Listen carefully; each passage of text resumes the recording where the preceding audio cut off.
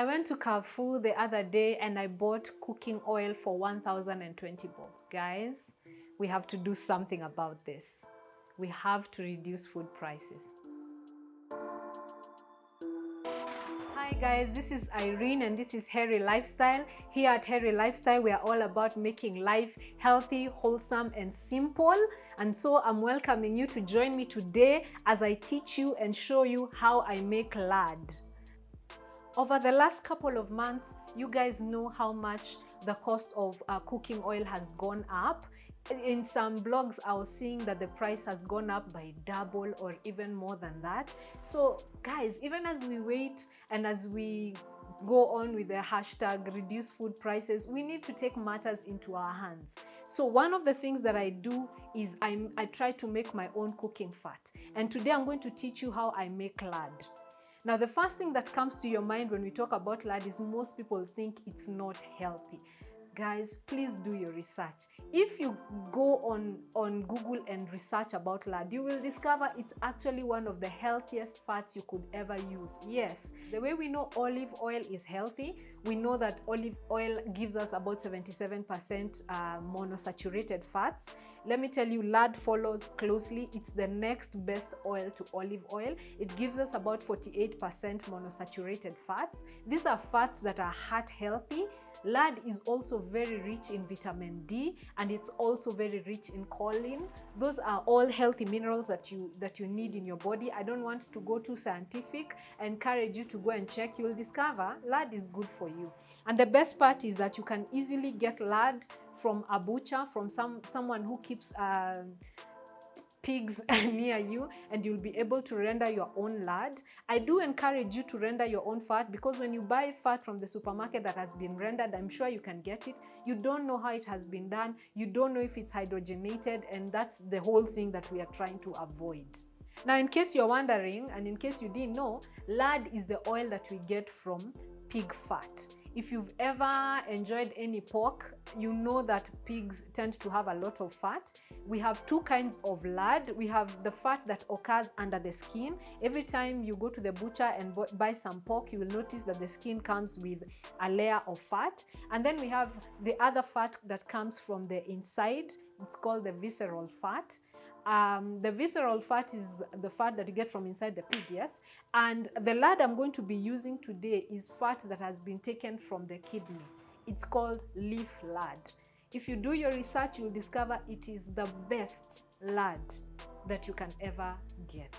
It is used in baking. That's because it doesn't usually have a very strong smell and it works very well to replace all your fats if you're baking. So it's also very good for your cooking, for stir frying, for deep frying, for anything that you need to use it for in your house.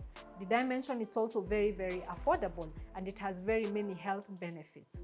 Now, the thing that you need to keep in mind when you're dealing with lard is how are the pigs raised? That's the big issue we are having. It's not that animal fat is bad in any way for us. The issue is we have a lot of things that are happening in the industry, in the farming industry, that makes the food now we consume from the animals bad for us. Pigs are kept in very unsanitary conditions. They are not allowed to roam around. They don't eat their natural diet. They are, given a lot of antibiotics and a lot of medications so that they can gain weight and all that. That is where the problem is at.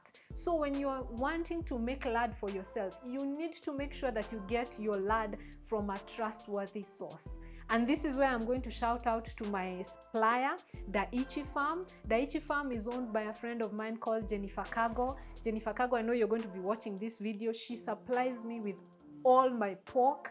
I love her products. Her pork is nice and fresh and it tastes good. She keeps her pigs well. There's a time she told me that her pigs eat better than a human diet. That is not just a statement of, like Maringo or anything. That shows the kind of quality that she puts into her products, and I can tell you it's always worked out well. So Daiichi Farm is my supplier when I need pork products. The other day they delivered for me, of course, the lard that I was looking for. It's called leaf lard. They also delivered for me some Mwananchi sausages, and I got some leg chops from them. Their prices are very, very fair for their products, and guess what? They delivered all my products to my doorstep. They usually have some days where it's free delivery, so I always take advantage and order my pork when they're having free delivery days. And so yeah, it's always easy to buy from them. They deliver great customer service.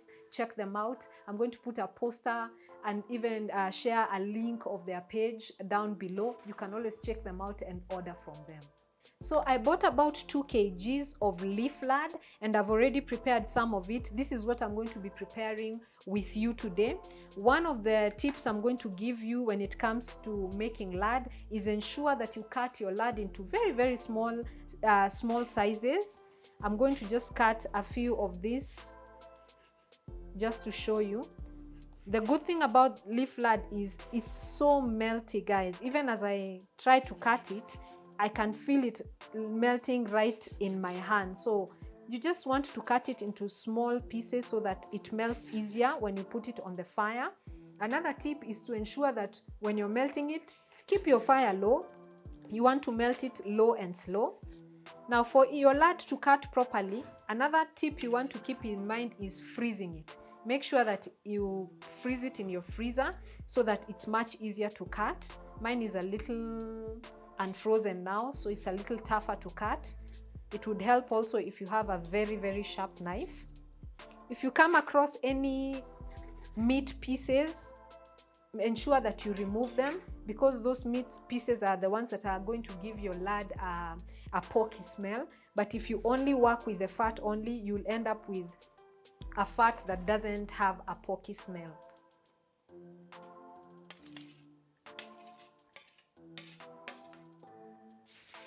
Our lard has been on the fire for just the last minute or so, and as you can see, it's already producing a good amount of fat.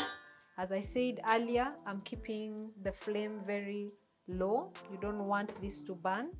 And guys, there's nothing much you need to do. Just let it render the fat until it's done.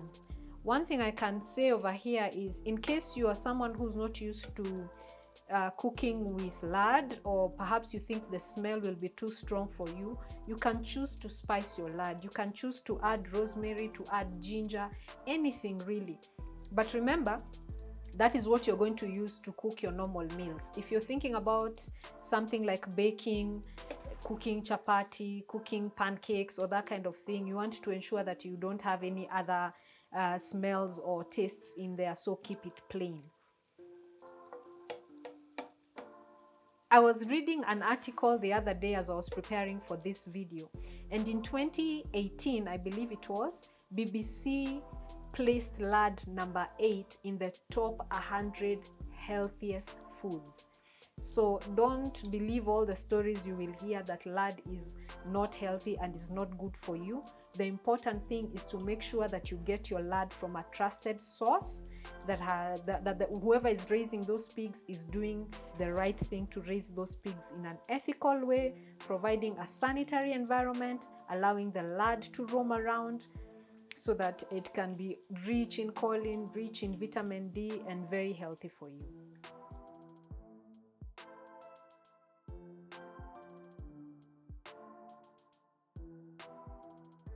And we are done, guys. As you can see, we have rendered out as much fat as we can from the leaf lard.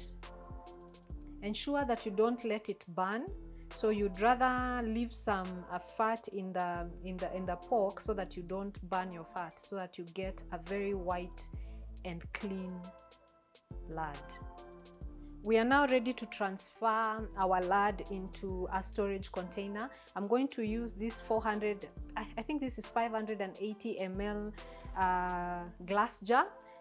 Before you put your lard in your glass jar, make sure you wash and sterilize your jar, but also make sure that you warm it up, because if you introduce something hot onto a glass jar, it will break.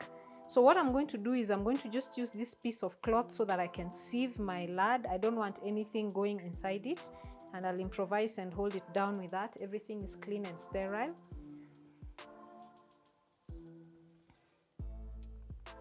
This is still pretty hot, so pole pole.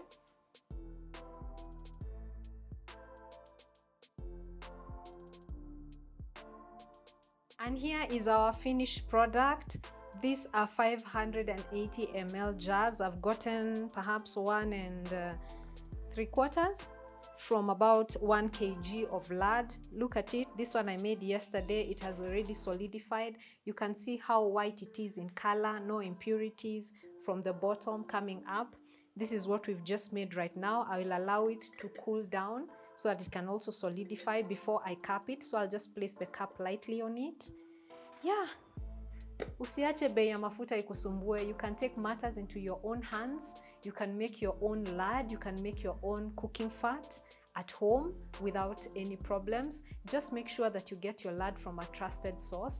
And this being a healthy channel, I cannot sign off without saying use your cooking oil sparingly. We are not in a fat eating competition. If you have any fat that you're trying to lose in your body, allow your body to burn that fat. So use your oil sparingly. It will also help you not need to buy a lot of it now that the prices have gone so high. Asanteni sana. I hope you learned something today. I hope you'll try these things. Comment down below if you've tried this or if you've ever eaten lard. If you think the taste is too strong for you, as I said before, you could have added some spices just to tweak that taste to what you would like.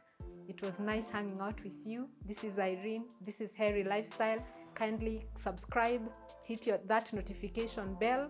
I'll see you in our next video.